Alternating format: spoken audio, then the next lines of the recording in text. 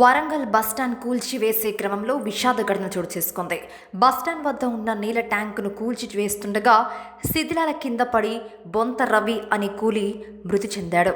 రవి అక్కడికక్కడే మృతి చెందడంతో మృతదేహాన్ని ఇంతేజార్గంజ్ పోలీసులు స్థానిక ఎంజీఎం మార్చరీకి తరలించారు. మృతుడు రవి 5 సంవత్సరాలుగా 16వ డివిజన్ గరీబ్ నగర్లో నివాసం ఉంటున్నట్టు గుర్తించారు. మృతుడు రవికి భార్య, 2 కుమారుడు కాగా అతని స్వగ్రామం కానాపురం మండలం మనబోతులగడ్డ గ్రామానికి చెందినవాడిగా పోలీసులు గుర్తించారు.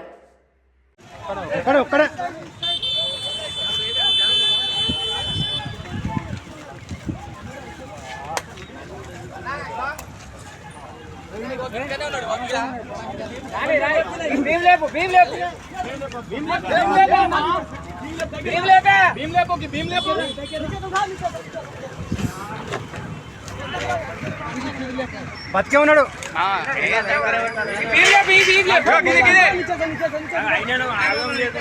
అన్న మీరు ఆగమా కాకు లేపడు. అదే అదే లేపు అదే లేపు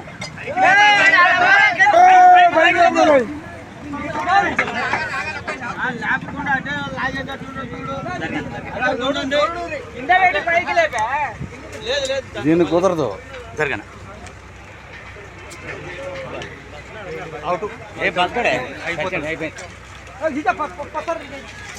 పత్తర్ ఇద్దరు కొంచెం లేబరా.